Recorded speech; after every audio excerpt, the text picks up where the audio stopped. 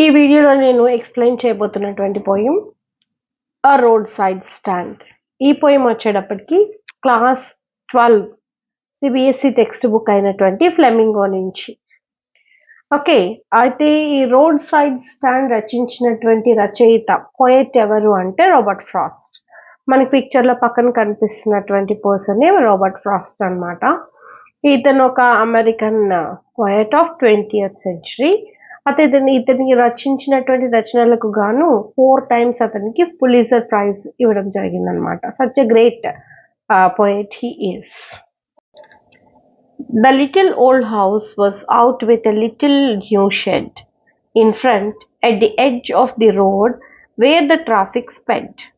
అయితే మనకి ఇక్కడ ఉన్నటువంటి రోడ్ సైడ్ స్టాండ్ గురించి చెప్తున్నారు. అండ్ మనకి ఇలా పక్కన పిక్చర్లో చూపిస్తున్నటువంటి విధంగా మనకి ఏంటి అంటే వాళ్ళ ఇంటికి ప్రొట్రూడ్ అవుతూ ఇంటికి ఎదురు కొద్దిగా ఇలా షెడ్ లాగా ఒక షెల్టర్ లాగా ఫ్రంట్కి దించుకొని దాంట్లో వాళ్ళు పెట్టుకున్నటువంటి in front of the edge, అక్కడ ఎడ్జ్ దగ్గర హౌస్కు ఉన్నటువంటి ఎడ్జ్ దగ్గర ఎక్కడైతే ట్రాఫిక్ స్పీడ్గా పోతుందో, స్పీడ్గా మూవ్ అవుతుందో, అంటే ఒక మెయిన్ రోడ్ అనుకోండి, మెయిన్ రోడ్లో ఎక్కడైతే ట్రాఫిక్ స్పీడ్గా పోతూ ఉంటుందో అక్కడ ఉన్నటువంటి ఒక ఓల్డ్ హౌస్కి ఇలా ఎదరికి కొద్దిగా దాన్ని ఎక్స్టెండ్ చేస్తూ చిన్న షెడ్ లాగా వేసుకొని దాంట్లో ఉన్నటువంటి రోడ్ సైడ్ స్టాండ్ గురించి ఇక్కడ చెప్తూ ఉన్నారనమాట. ఆ road side stand that to pathetically pled. దేని గురించి చెప్తున్నారు? అది రోడ్ సైడ్ స్టాండ్ గురించి.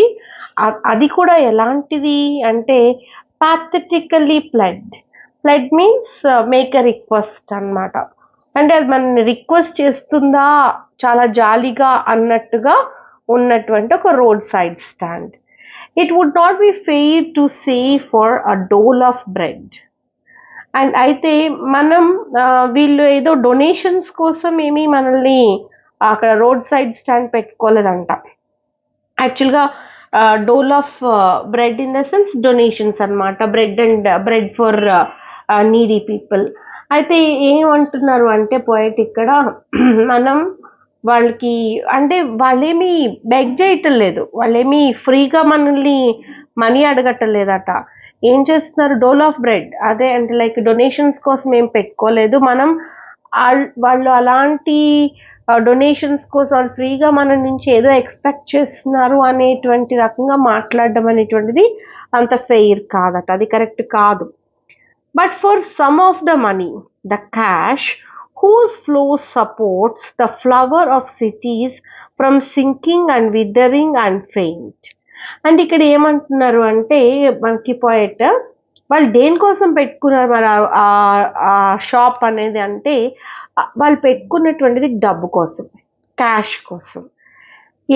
ఎవరి మనీ అయితే సిటీస్లో ఉన్నటువంటి పీపుల్కి వాళ్ళ లైఫ్ని సపోర్ట్ చేస్తూ ఉంటుందో, ఏ డబ్బు అయితే రిచ్ పీపుల్ ఎవరైతే సిటీస్లో ఉన్నటువంటి పీపుల్ ఉంటారు కదా వాళ్ళని ప్రొటెక్ట్ చేస్తూ ఉంటుందో, దేని నుంచి? విదర్ అయిపోవడం దగ్గర నుంచి, ఫెయింట్ అయిపోవడం దగ్గర నుంచి, సింక్ అయిపోవడం దగ్గర నుంచి ఎలాగైతే ఒక ఫ్లవర్ రక్షించబడుతుందో అలాగనమాట. అంటే బై టేకింగ్ ఎక్స్ట్రా కేర్ అనమాట. ఒక ఫ్లవర్ ఏ రకంగా అయితే వాడిపోవడం నుంచి, డ్రై అయిపోవడం నుంచి, అదే లైక్ డ్రైగా అయిపోవడం నుంచి రక్షించబడుతుందో ఆ రకంగా రిచ్ పీపుల్ ఇఫ్ వాళ్ళకి ఉన్నటువంటి ఆ మనీ అంత సపోర్ట్ చేస్తూ వాళ్ళని ప్రొటెక్ట్ చేస్తూ ఉంటుందే ఆ మనీ వీళ్ళకి వస్తుంది. వీళ్ళు ఆ క్యాష్ని ఎక్స్పెక్ట్ చేస్తూ అక్కడ రోడ్ సైడ్ స్టాండ్ పెట్టుకున్నారంట. వీళ్ళేమి ఫ్రీగా డబ్బులు ఇమ్మని చెప్పి అడగటం లేదు. వాళ్ళ దగ్గర ఉన్నటువంటి ప్రొడక్ట్స్ని కొనుక్కోమంటున్నారు. వాటి నుంచి వాళ్ళకి కావాల్సినటువంటిది ఏంటి అంటే మనీ వస్తుందని ఎక్స్పెక్టేషన్ తోటి అనమాట. The polished traffic passed with a mind ahead, or if they ever aside a moment, then out of sorts at having the landscape marred with the artless paint of signs that with n turned wrong and s turned wrong. And here ఈ traffic లో అంటే పైన చెప్పారు మనకి ఏమని అంటే traffic speed గా వెళ్తున్నటువంటి ప్లేస్ లో వాళ్ళకి రోడ్ సైడ్ స్టాండ్ ఉంది అండ్ లైక్ మెయిన్ రోడ్ లో ఉంది అని చెప్పేసి మనం అర్థం చేసుకోవచ్చు. అయితే ఇక్కడ ఏమంటున్నారు అంటే ఈ పీపుల్ ఆగుతారంట. పాలిష్డ్ ట్రాఫిక్ ఫాస్ట్ అంటే ఎవరైతే పాలిష్డ్ పీపుల్ ఉన్నారో, పోష్గా ఉన్నటువంటి ఈ పీపుల్ ఎవరైతే ఉన్నారో, రిచ్ పీపుల్ ఎవరైతే ఉన్నారో వాళ్ళు ఏం చేస్తారంట, వాళ్ళ స్పీడ్లో వాళ్ళే వెళ్ళిపోతూ ఉంటారు. ఎలా వెళ్ళిపోతూ ఉంటారు? With mind head. వాళ్ళ మైండ్లో వాళ్ళకి ఏవేవో ఆలోచనలు ఉంటాయి. ఆ ఆలోచనలు ఆలోచించుకుంటూ వాళ్ళు వెళ్ళిపోతారు, పట్టించుకోరట. ఇక్కడ ఒక రోడ్ సైడ్ స్టాండ్ ఉన్నా, అక్కడ వాళ్ళు ఏవో అమ్ముకుంటున్నా, అక్కడ ఉన్నటువంటి రూరల్ పీపుల్ అంటే ఊరికి సిటీకి దూరంగా ఉన్నటువంటి రోడ్లో ఏర్పాటు చేయబడినటువంటి అది ఏదైతే ఉందో రోడ్ సైడ్ స్టాండ్, దాన్ని అసలు పట్టించుకోకుండా వాళ్ళ దారిని వాళ్ళు వెళ్ళిపోతూ ఉంటారంట. Or if ever they stop aside for a moment, ఒకవేళ పొరపాటున వాళ్ళు ఏదన్నా ఒక్క క్షణం పాటు ఆగారు అంటే దేనికోసం ఆగుతారట? అక్కడ ఉన్నటువంటి వాళ్ళు అమ్ముతున్నటువంటి వాటిని కొనుక్కోవడానికి ఏమి ఆగరట. ఎందుకు ఆగుతారు అంటే అక్కడ ఉన్నటువంటి ఆ ల్యాండ్స్కేప్, అందమైనటువంటి ల్యాండ్స్కేప్ ఏదైతే ఉందో అది ఎట్లా అంట, మార్డ్ మీన్స్ స్పాయిల్డ్. అరే ఈ రోడ్ సైడ్ స్టాండ్, ఈ పిచ్చి స్టాండ్ ఉందే, ఈ స్టాండ్ వల్ల మొత్తం అక్కడ ఉన్నటువంటి ల్యాండ్స్కేప్ అందమంతా పోయింది అనుకోవడానికి, అట్లా కామెంట్ చేసుకోవడానికి. లేదు అంటే కనుక అక్కడ ఉన్నటువంటి విత్ ఆర్ట్లెస్ అంటే లైక్ అక్కడ ఉన్నటువంటి సైన్ బోర్డ్స్ ఏవైతే అంత అందంగా రాసి ఉండనటువంటి యొక్క సైన్ బోర్డ్స్ ఉంటాయో వాటిని చూసి వాళ్ళు కామెంట్ చేసుకుంటారట. ఎన్ సరిగ్గా లేదు, ఎస్ సరిగ్గా లేదు, లేదు అంటే నార్త్ సైడ్ పెట్టాల్సిన ప్లేస్లో సౌత్ సైడ్ పెట్టేశారు. ఇట్లాంటివన్నిటి గురించి వాళ్ళు కామెంట్ చేసుకుంటారే తప్ప ఆ రోడ్ సైడ్ స్టాండ్లో అమ్ముతున్నటువంటి వాటిని కొనుక్కోవడానికి మాత్రం ఎవ్వరూ ఆగరట. అసలు ఆగరు. ఒకవేళ ఆగినా సరే ఇలాగ కామెంట్ చేసుకోవడానికి మాత్రమే ఆగుతారట. Offered for sale wild berries in wooden quads or crook-necked golden squash with silver warts or beauty rest in a beautiful mountain scene. అయితే అక్కడ వాళ్ళు ఏమి అమ్ముతున్నారు? రోడ్ సైడ్ స్టాండ్ లో ఉన్నటువంటి ఏమేమి అమ్ముతున్నారు వాళ్ళు అంటే వైల్డ్ బెర్రీస్ అమ్ముతారంట. చిన్న చిన్న వుడెన్ బాక్సెస్ లో, వుడెన్ కంటైనర్స్ లాంటి దాంట్లో తయారు చేస్తుంటే బుట్టలు లాంటి వాటిలో వాళ్ళు ఏం అమ్ముతూ ఉంటారు అంటే లైక్ వైల్డ్ బెర్రీస్ అమ్ముతూ ఉంటారు. అండ్ ఇంకా ఏంటది, ఇన్ వుడెన్ క్వార్ట్స్ అంటే కంటైనర్స్ అనమాట. వుడెన్ కంటైనర్స్లో పెట్టినటువంటి వైల్డ్ బెర్రీస్ అమ్ముతున్నారు.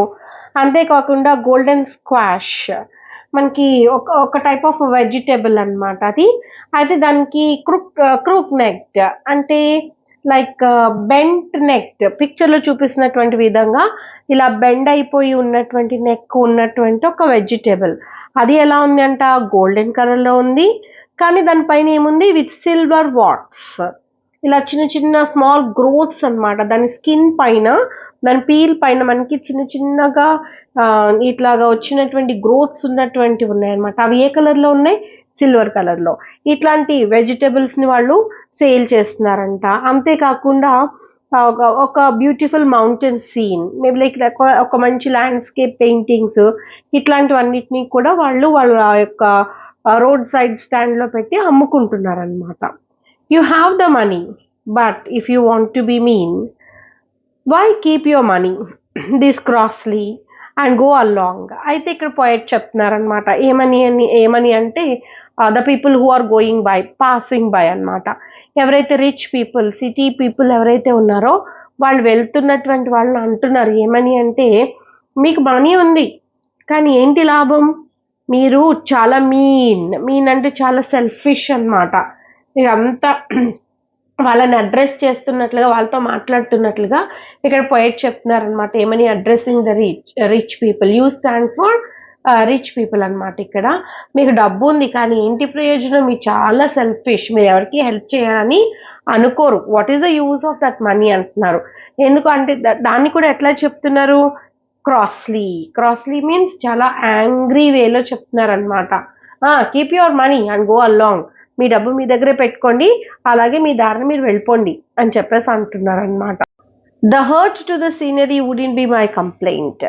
అయితే ఇక్కడ పోయిట్ చెప్తున్నారు ఏమని, యాక్చువల్గా ఆ రోడ్ సైడ్ స్టాండ్ ఉండడం వల్ల ఆ వెనకాల ఉన్నటువంటి ల్యాండ్స్కేప్ కి ఇదేదో దిష్టి చుక్క అన్నట్లు ఇక్కడ పెట్టారేంటి అని అనుకుంటున్నారు కదా. So that's not my complaint అంటున్నారు. మరి ఏంటి ఇక్కడ ఇతను పడేటువంటి ఆవేదన ఏంటి అంటే చూద్దాం. So much as the trusting sorrow of what is unsaid. అయితే యాక్చువల్గా ఇక్కడ ఉన్నటువంటి పువర్ పెజెంట్స్ ఏంటంటే ఒక ఆశతోటి, ఒక ట్రస్ట్ తోటి, ఎవరి మీద ట్రస్ట్ తోటి, ఇలాగా ఈ రోడ్ పైన వెళ్ళేటువంటి రిచ్ పీపుల్, పెద్ద పెద్ద కార్లు, కాస్ట్లీ కార్లలో వెళ్ళేటువంటి రిచ్ పీపుల్ వాళ్ళు కనుక ఒకవేళ రోడ్ సైడ్ స్టాండ్ పెట్టి ఏమన్నా లైక్ ఇలా వెజిటబుల్స్, ఫ్రూట్స్ ఇట్లాంటివి అమ్ముతూ ఉన్నట్లయితే కనుక వాటిని కొనుక్కుంటారు అనేటువంటి ట్రస్ట్ తోటి, అనేటువంటి ఒక నమ్మకంతో వాళ్ళు అక్కడ స్టాల్ పెట్టుకున్నారు, ఆ రోడ్ సైడ్ స్టాండ్ ని పెట్టుకున్నారు. కానీ ఇక్కడ ఏం జరుగుతుంది, అది ఫిల్డ్ విత్ సారో. ఆ ట్రస్ట్ అనేటువంటిది సారోగా అయిపోయింది. ఎందుకు అంటే ఎవ్వరు కూడా వాళ్ళ దగ్గరకు వచ్చి అక్కడ ఉన్నటువంటి ఆ యొక్క ఫ్రూట్స్ని కానీ వెజిటేబుల్స్ని కానీ కొనుక్కోవటం లేదు. యాక్చువల్గా ఈ యొక్క ట్రస్ట్ ఏదైతే వాళ్ళు పెట్టుకున్నారో, లైక్ ఈ బాధ ఏదైతే ఉందో వాళ్ళు ఎక్స్ప్రెస్ చేయట్లేదు, దట్ ఈస్ అన్సెడ్. కానీ ఎవరైతే అక్కడ రోడ్ సైడ్ స్టాండ్ పెట్టుకున్నారో వాళ్ళు పెట్టుకున్నటువంటి ట్రస్ట్ ఏంటి అంటే వీళ్ళు ఎవరో ఒకళ్ళు వచ్చి కొంటారని. కానీ వీళ్ళు ఎవరు కొనడానికి రావట్లేదన్నమాట. And here far from the city we make our road side stand and ask for some city money to feel in hand. అయితే యాక్చువల్గా చెప్తున్నారనమాట, రోడ్ సైడ్ స్టాండ్ ఎక్కడ పెట్టుకున్నాం మేము, సిటీకి చాలా దూరంగా పెట్టుకున్నటువంటి రోడ్ సైడ్ స్టాండ్ ఏదైతే ఉందో అక్కడ మేమేమి ఎక్స్పెక్ట్ చేస్తూ పెట్టుకున్నాం, we are asking the money of the city. మా చేతిలో ఫీల్ ఇన్ హ్యాండ్, ఫిజికల్గా ఆ మనీని మా చేతితో మేము ఫీల్ అవ్వాలి అంటే ఆ డబ్బు మాకు కూడా కొంచెం వస్తే బాగుంటుంది అని చెప్పి వాళ్ళు ఆ రోడ్ సైడ్ స్టాండ్ని పెట్టుకున్నారు. To try if it will not make our being expand and give us the life of the moving pictures promise. అయితే ప్రతి ఒక్కరికి కూడా జీవితం మీద ఒక ఆశ ఉంటుంది, లైక్ ఇలా జరగాలి అలా జరగాలని ఉంటుంది. వీళ్ళకి కూడా ఏంటి అంటే, ఈ ఫార్మర్స్ కూడా ఏంటంటే ఈ టీవీలోను సినిమాల్లో చూపిస్తారు కదా, మూవింగ్ పిక్చర్ అంటే ఇక్కడ సినిమాస్ అన్నమాట. ఆ సినిమాల్లో వాళ్ళు చూపించేటువంటి ఆ గ్లామరస్ అండ్ ఆ యొక్క లగ్జూరియస్ లైఫ్ అనేటువంటిది వాళ్ళకు కూడా ఉంటే బాగుండు అనేటువంటి ఆశ అయితే ఉంటుంది. ఆ సిటీ మనీ వాళ్ళ చేతిలో కనుక వచ్చినట్లయితే కనుక వాళ్ళకు కూడా అట్లాంటి లైఫ్ ఉంటుంది. అలాంటి లైఫ్ అంటే మన లైఫ్, వాళ్ళ యొక్క లైవ్లీహుడ్ని ఇంకొంచెం బెటరప్ చేసుకోవాలి అనేటువంటి ఉద్దేశంతో పెట్టుకున్నారనమాట. అండ్ అక్కడ అది జరగట్లేదు. That the party in power is said to be keeping from us. అయితే యాక్చువల్గా గవర్నమెంట్లో రూలింగ్ పార్టీ ఏదైతే ఉందో అది కూడా ఏంటి అంటే దే ఆర్ డినయింగ్ అలాంటి యొక్క లైఫ్ని ఇక్కడ ఫార్మర్స్కో లేకపోతే ఆ రోడ్ సైడ్ స్టాండ్ పెట్టుకుని జీవిస్తున్నటువంటి వాళ్ళకి ప్రామిస్ చేయట్లేదంట. వాళ్ళకి ఆ టైప్ ఆఫ్ లగ్జూరియస్ లైఫ్ అనేటువంటిది రాకుండా చేస్తున్నారు. అంటే at the time of election ఏంటి అంటే they promise so many things, మేము మాకు ఓటేయండి, ఇట్లా చేస్తాం అట్లా చేస్తాం, ఈ లైఫ్ని ఇంత బాగా చేసేస్తాం అంత బాగా చేసేస్తాం అని చెప్పి ప్రామిస్ చేస్తున్నారు. బట్ ఇన్ రియాలిటీ ఏం జరుగుతుంది అంటే దే ఆర్ డిప్రైవ్డ్ ఆఫ్, ఎవరైతే ఆ యొక్క రోడ్ సైడ్ స్టాండ్ పెట్టుకున్నారో వాళ్ళు ఎక్స్పెక్ట్ చేస్తున్నటువంటి ఆ గ్లామరస్ లగ్జూరియస్ లైఫ్కి చాలా చాలా దూరంగానే ఉన్నారు.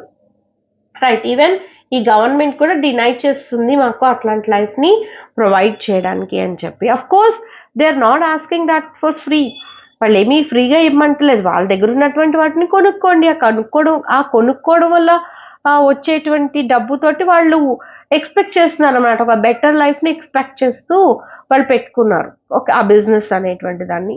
కానీ అక్కడ అది జరగటలేదు అంటున్నారు ఇక్కడ పోయాయి.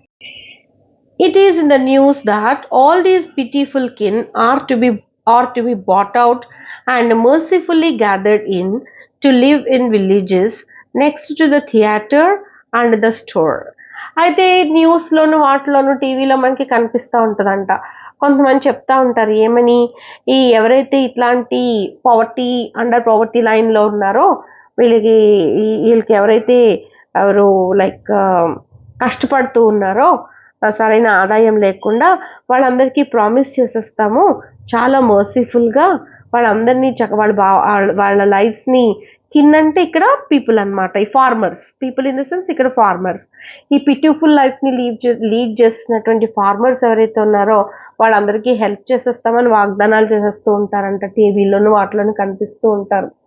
అయితే వాళ్ళు ఏమని ప్రామిస్ చేస్తారు అంటే చాలా జాలీగా చాలా మర్సీ తోటి ఏమంటారంటే మీ అందరికీ మంచి లైఫ్ని ఇచ్చేస్తాము, మీ చక్కగా థియేటర్ పక్కన స్టోర్ పక్కన ఉండొచ్చు, అంత మంచి మంచి లైఫ్ని మీకు ఇస్తాము అని చెప్పేసి చెప్తారు.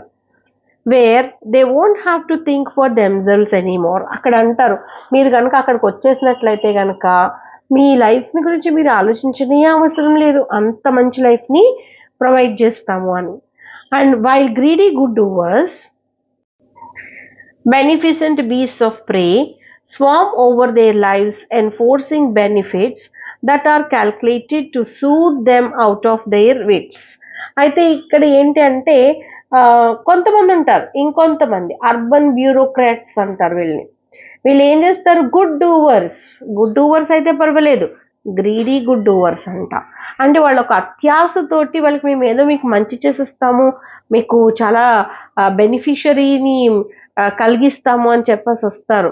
వాళ్ళు బీస్ అలాంటి వాళ్ళు, అంటే వీళ్ళని మోసం చేస్తారు కాబట్టి అట్లా చెప్పారనమాట.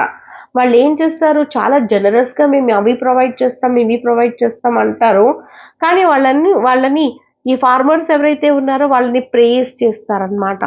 వాళ్ళు విక్టిమ్స్ అయ్యేలాగా వాళ్ళని భక్షించే రకంగా ఉంటారు ఈ బీస్ అనేటువంటి వాళ్ళు. ఎందుకంటే వాళ్ళ యొక్క బెనిఫిట్నే చూస్తారు తప్ప వీళ్ళకి మంచి చేయరు. కానీ చెప్పేటప్పుడు ఏం చెప్తారు, in swarms over their lives, అంటే లైక్ ఇన్ని బెనిఫిట్స్ మేము కలిగిచ్చేస్తాము అని చెప్పేసి వాళ్ళు ప్రామిస్లు చేసేస్తూ ఉంటారు. And soothe them, they are calculated to soothe them out of their wits, అంటే వాళ్ళ యొక్క ఇంటెలిజెన్స్కి అందకుండా వాళ్ళకి క్యాల్కులేషన్స్ చెప్పేసి మీ లైఫ్స్ అట్లా ఉంటుంది ఇట్లా ఉంటుంది, ఇలా బాగా చేస్తాం అలా బాగా చేస్తామని చెప్పేస్తారు అంతే. And by teaching them how to sleep, they sleep all day, destroy their sleeping at night the ancient way. అయితే ఇక్కడ ఏం చేస్తారు అంటే వాళ్ళకి అంటే ఫార్మర్స్కి అప్పుడు దాకా ఉన్నటువంటి ఆ ట్రెడిషనల్ లైఫ్ ఏదైతే ఉంటుందో వాళ్ళ యొక్క హ్యాపీ లైఫ్, ఒక టైం టేబుల్, ఇట్లాంటివన్నిటిని కూడా వాళ్ళు డిస్టర్బ్ చేసేసి రకరకాల ఆశలు చూపించి వాళ్ళ యొక్క లైఫ్ని వాళ్ళని డిస్టర్బ్ చేసి వాళ్ళు మాత్రం హ్యాపీగా బ్రతుకుతారట. ఆ గ్రీడీ గుడ్ డూవర్స్ అనేటువంటి వాళ్ళు హ్యాపీగా డే అండ్ నైట్ వాళ్ళు పడుకుంటారు, వీళ్ళని మాత్రం స్లీప్ డిప్రైవ్ చేసేస్తారనమాట. అంటే వీళ్ళకి నిద్ర పట్టకుండా వాళ్ళ ఏన్షియంట్ మెథడ్స్, ట్రెడిషనల్ మెథడ్స్ని వాళ్ళు ఫాలో చేయకుండా వాళ్ళకి ఏవేవో రకరకాల ఆశలు ఇవన్నీ చూపించేసి వాళ్ళని లూట్ చేసేయడానికి చూస్తారనమాట. రకరకాల క్యాల్కులేషన్స్ అవి చెప్పేసి ఇట్లా జరుగుతుంది అలా జరుగుతుంది మీకు బెనిఫిట్ చేసేస్తాం అని చెప్పి వాళ్ళ మాయ మాటలు చెప్పి వాళ్ళ వేలో వాళ్ళని బ్రతకనీయకుండా వాళ్ళ యొక్క నిద్ర లేకుండా చేసేసి వీళ్ళు మాత్రం హ్యాపీగా పడుకుంటారనమాట. డే లాంగ్ పడుకుంటారు, అంత హ్యాపీగా వాళ్ళు లీడ్ చేస్తారు. ఎందుకంటే వాళ్ళకి వచ్చేటువంటి బెనిఫిట్స్ వీళ్ళని మోసం చేయటం వల్ల అన్నమాట.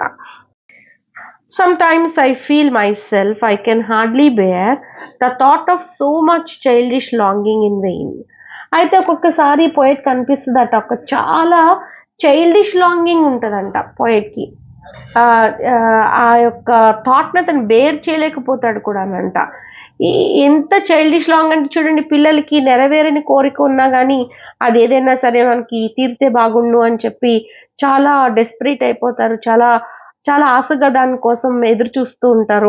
అది తీరని కోరిక, అది ఇన్ వెయిన్, అది జరగనటువంటిది, వేస్ట్ అయిపోతుంది, దానివల్ల లాభమే ఉండదని తెలిసినప్పటికీ చిన్నపిల్లలాగా ఆ చైల్డిష్ లాంగింగ్నెస్ తోటి ఉన్నారంట పోయట్ ఇక్కడ. అది ఏంటి, the sadness that lurks near the open window there, that waits all day in almost open prayer for the squeals of brakes, the sound of a stopping car, of all the 1,000 selfish cars that pass. అయితే యాక్చువల్గా వీళ్ళు ఎట్లాగా ఉంటారు అంటే sadness లర్క్స్ అంటే which is hiding అన్నమాట. అంటే వీళ్ళ యొక్క విండో పక్కనే సాడ్నెస్ అనేటువంటిది ఉంటుందట. ఈ ఫార్మర్స్ అనండి, లేదా రోడ్ సైడ్ స్టాండ్ పెట్టుకున్నటువంటి పీపుల్ ఎవరైతే ఉన్నారో వాళ్ళ పక్కనే సాడ్నెస్ అనేటువంటిది దాగి ఉంటది, హైడ్ అయ్యి ఉంటది. ఎప్పుడు కూడా వాళ్ళ మీద అటాక్ చేస్తూ ఉంటది అనమాట సాడ్నెస్, ఈ గ్లూమినెస్ అనో పావర్టీ అనో ఇట్లా అన్నమాట. అయితే ఇక్కడ వాళ్ళు ఓపెన్ ప్రేయర్, వాళ్ళు ప్రే చేస్తూ ఉంటారు. ఏమని? మాకు ఈరోజు ఎవరో ఒకళ్ళు కస్టమర్స్ వస్తే బాగుండు, కొనుక్కుంటే బాగుండు, అంతో ఇంత డబ్బు వస్తే బాగుండు అని చెప్పేసి వెయిట్ చేస్తూ ఉంటారు ఆల్ డే. అండ్ దేనికోసం వెయిట్ చేస్తూ ఉంటారంటే, అఫ్ కోర్స్ ఇక్కడ మనకి ఇంకా మంచిగా డిస్క్రిప్షన్ ఇచ్చారు. Open prayer for the squeal of brakes. Squeal of brakes means మనకి బ్రేక్స్ అప్లై చేసినప్పుడు ఒక టైప్ ఆఫ్ సౌండ్ వస్తుంది కదా, అంటే కారు బ్రేక్ వేసినప్పుడు వచ్చేటువంటి సౌండ్ అన్నమాట. అలా మా రోడ్ సైడ్ స్టాండ్ పక్కన బ్రేక్ వేయాలి, ఆ సౌండ్ వస్తే బాగుండు, అలా చెయ్యి దేవుడా అని ప్రేయర్ చేస్తూ ఉంటారంట, వెయిట్ చేస్తూ ఉంటారు. The sound of a stopping car, అది దేనికి? ఆ సౌండ్ ఎక్కడి నుంచి వస్తుంది? కార్ ఆగినప్పుడు వచ్చినటువంటి శబ్దం.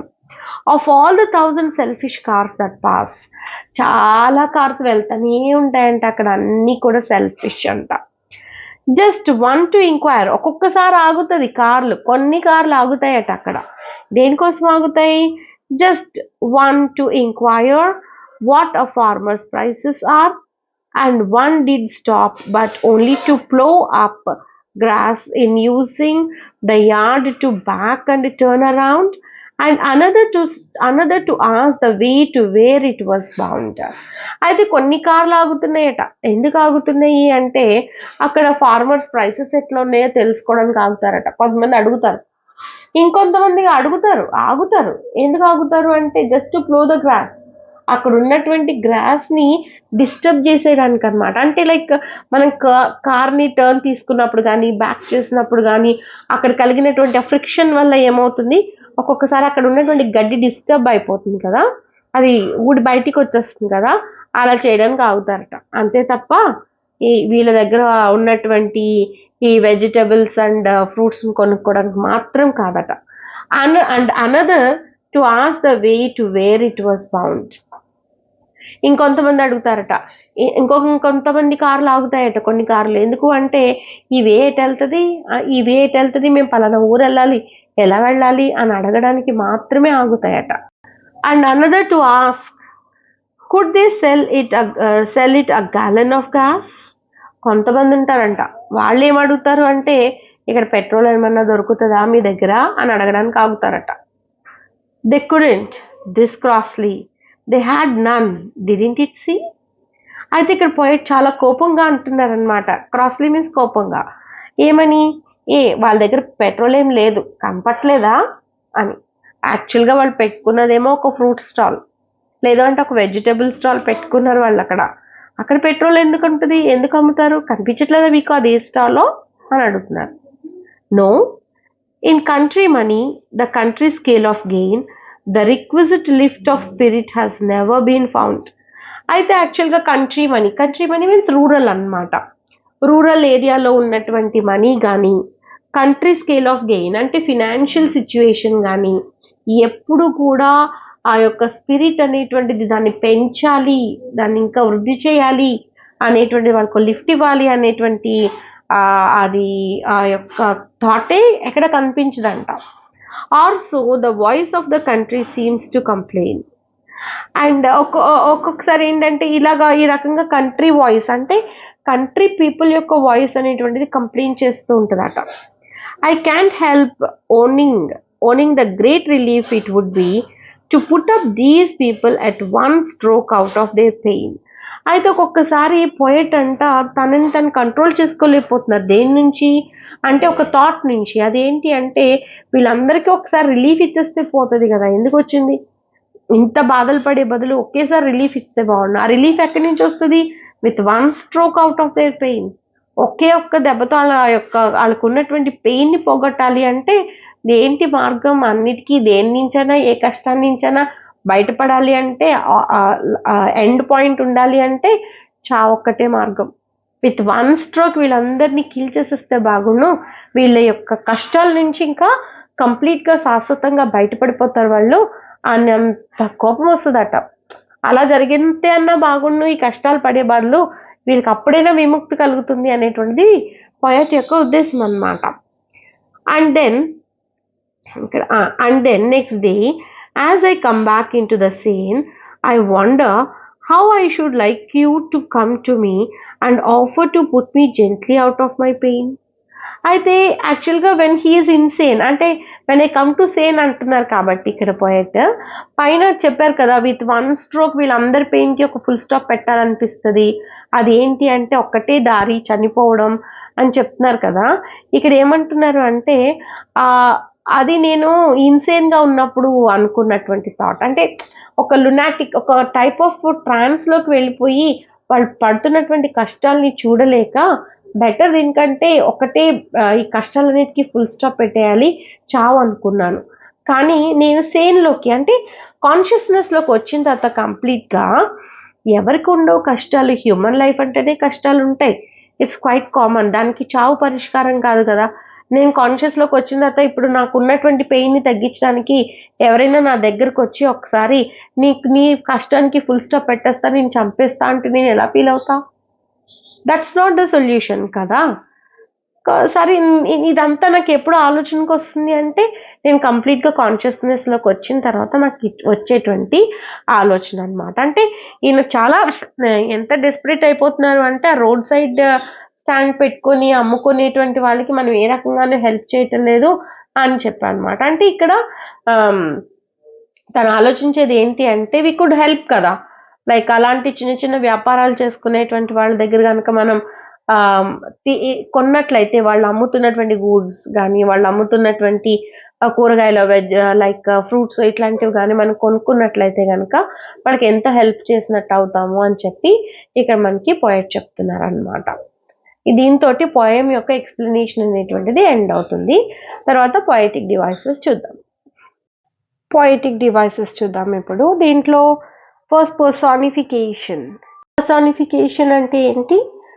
హ్యూమన్ ఇమోషన్స్, హ్యూమన్కి ఉన్నటువంటి క్వాలిటీస్ని లైఫ్లెస్ థింగ్స్కి అట్రిబ్యూట్ చేసి చెప్పడాన్ని ఏమంటారు అంటే పర్సానిఫికేషన్ అని అంటారు. ఇందులో ఉన్నటువంటి పర్సానిఫికేషన్ ఎక్కడ ఉంది?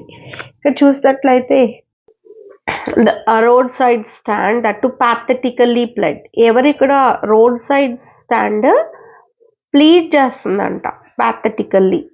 యాక్చువల్గా ఇట్స్ అ లైఫ్లెస్ థింగ్ కదా, ఇక్కడ రిక్వెస్ట్ చేస్తున్నట్లుగా మనకి చెప్పారు కాబట్టి ఇది ఏంటి? పర్సానిఫికేషన్ అన్నమాట. తర్వాత the polished traffic passed with a mind ahead, అంటే ఇక్కడ థింక్ చేస్తూ ఎదరికి వెళ్ళిపోతారు అని చెప్పేసి. ట్రాఫిక్ పాస్ అవ్వదు, ట్రాఫిక్ థింక్ చేయదు, అందులో ట్రాఫిక్లో ఉన్నటువంటి పీపుల్ థింక్ చేస్తారు. ఇది కూడా ఏంటి అంటే ట్రాఫిక్ పాస్ మైండ్ అహెడ్ కూడా ఏదో ట్రాఫిక్ థింక్ చేస్తున్నట్టుగా చెప్పారు కాబట్టి ఇక్కడ కూడా పర్సానిఫికేషన్ ఉందన్నమాట. And next, and having the landscape marred means spoiled అన్నమాట. ఇక్కడ ఆ యొక్క రోడ్ సైడ్ స్టాండ్ ఇక్కడ ఉన్నటువంటి బ్యూటీ ఆఫ్ ల్యాండ్స్కేప్ని స్పాయిల్ చేస్తుంది, అంటే as if humans spoil something అని చెప్పేసి చెప్పారు కదా, లైక్ అది కూడా personification. And next rest, beauty rest in a beautiful scene, beauty rest అయి ఉన్నదట, సో అది కూడా పర్సానిఫికేషన్ అన్నమాట. And the hurt to the scenery, it's not the one, అక్కడ ఉంది యాక్చువల్గా hurt to the scenery hurt అవడం ఏంటి? అది జరగదు కదా, సో అది ఇక్కడ మనకి అట్రిబ్యూట్ చేసి చెప్పారు కాబట్టి పర్సానిఫికేషన్. ఇక్కడ చూడండి, sadness lurks as if sadness has life, అది హైడ్ చేస్తుందా ఓపెన్ విండో దగ్గర, సో ఇది కూడా అన్నట్లుగా మనకి చెప్పారు కాబట్టి ఇక్కడ కూడా పర్సానిఫికేషన్ ఉంది. See the voice of the country, యాక్చువల్గా రూరల్ ఏరియాకి వాయిస్ ఉన్నట్లుగా చెప్పారు, ఇక్కడ రూరల్ ఏరియాకి లేదు, రూరల్ ఏరియాలో నివసిస్తున్నటువంటి పీపుల్, బట్ ఇక్కడ కంట్రీకే ఉన్నట్టుగా చెప్పారు కాబట్టి దాని యొక్క వాయిస్ లాగా మనకి ఇక్కడ పర్సానిఫికేషన్ అన్నమాట. మెటాఫర్ అంటే డైరెక్ట్ కంపారిజన్ అన్నమాట. ఇక్కడ the money whose flow supports the flower of city, ఇక్కడ this shows rich people, so ఇక్కడ మెటాఫర్ ఉంది. ప్రే ప్రే అంటే ఏంటి, ఇక్కడ ఫార్మర్స్ అన్నమాట. ఇది కూడా మెటాఫర్. అండ్ నెక్స్ట్ అనఫోరా అంటే ఎనీ టూ కాన్సిక్వెంట్ లైన్స్ మనకి ఒకటే వర్డ్తో కనుక స్టార్ట్ అయినట్లయితే కనుక దాన్ని అనఫోరా అంటారు. ఇక్కడ అనఫోరా. ఆక్సిమోరాన్ అంటే two opposite words are put together which expresses feeling అన్నమాట. Greedy, good doers is positive, greediness is negative. ఇట్లా రెండింటిని పక్క పక్కన యూస్ చేస్తాన్ని ఏమంటారు అంటే ఆక్సిమోరాన్ అంటారు. అండ్ బెనిఫిషియంట్ బీస్ట్ ఆఫ్ ప్రే కూడా ఆక్సిమోరాన్ అవుతుంది. ఓకే, బెనిఫిషియంట్ మంచి లైక్ బీస్ వచ్చి యానిమల్స్ అన్నట్టు చెప్పారు కాబట్టి. And next is hyperbole. Hyperbole అంటే ఎగ్జాజరేషన్ అనమాట, ఓవర్ స్టేట్మెంట్. ఇక చూసినట్లయితే కనుక how to sleep all day. యాక్చువల్గా ఎగ్జాజరేటెడ్ అంటే అలాంటి స్టేట్మెంట్స్ని ఎంఫసిస్ కోసం వాడతారు. ఇక్కడ over statement, all day long ఎవరు పడుకుంటారు. సో ఇట్లాంటి ఎగ్జాజరేటెడ్ సెంటెన్సెస్ని ఏమంటారు అంటే ఎక్స్ప్రెషన్స్ని హైపర్బలీ అంటారు. HYPORBOLE హైపర్బలీ. ఓకే, ఇదొకటి. And of 1000 selfish cars.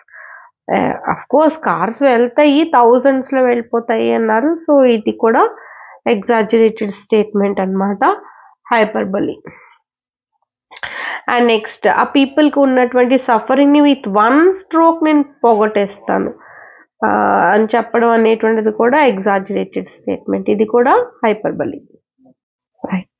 ఒక లైన్లో ఒక వర్డ్ కనుక రిపీట్ అయినట్లయితే కనుక దానిని రిపిటిషన్ అంటారు. ఇక్కడ చూసినట్లయితే లిటిల్. సో ఇక్కడ లిటిల్ అనేటువంటి వర్డ్ సేమ్ లైన్ చూసుకోవాలి. సేమ్ లైన్లో కనుక మనకి 2 లేదా అంతకంటే ఎక్కువ సార్లు వచ్చినట్లయితే కనుక ఒక వర్డ్ దాన్ని రిపిటిషన్ అని అంటారు. So repetition. అండ్ ఇక్కడ మనం చూసినట్లయితే కనుక ఎంజామ్మెంట్ అనమాట. ఎంజామ్మెంట్, ENJAMBMENT. ఎంజామ్మెంట్ అంటే ఏంటి, at the end of the line no punctuation mark, కమా కానీ ఫుల్ స్టాప్ కానీ క్వశ్చన్ మార్క్ కానీ ఏ రకమైనటువంటి పంక్చుయేషన్ లేకుండా ఉన్నట్లయితే దాని అర్థం ఏంటి అంటే అది నెక్స్ట్ లైన్లోకి కంటిన్యూ అవుతుంది అని చెప్పి. సో ఇక్కడ ఇలాగా చాలా లైన్స్ ఉంటాయి మనకి. ఇక్కడ సపోర్ట్స్ దగ్గర లేదు, అలా ఎక్కడెక్కడైతే మనకి ఆ యొక్క పంక్చుయేషన్ మార్క్ లేకుండా ఉంటుందో ఆ లైన్ని ఎంజామ్మెంట్ అని అంటారు. అండ్ ఇంకా మనకి అలిటరేషన్ అంటే ఏంటి, ఒక లైన్లో ఒకటి లేదా అంతకంటే ఎక్కువ వర్డ్స్ ఒకటే కాన్సనెంట్ లెటర్తో స్టార్ట్ అయినట్లయితే దాన్ని అలిటరేషన్ అని అంటారు. ఇక్కడ మీరు ఫస్ట్ లైన్లో చూద్దాము, was with two words same consonant letter తోటి స్టార్ట్ అయింది కదా. సో దీనిని ఏమంటారు, అలిటరేషన్ అని అంటారు. ఇక్కడ నెక్స్ట్ లైన్లో చూసినట్లయితే ది రిపీట్ అయింది, రిపిటిషన్.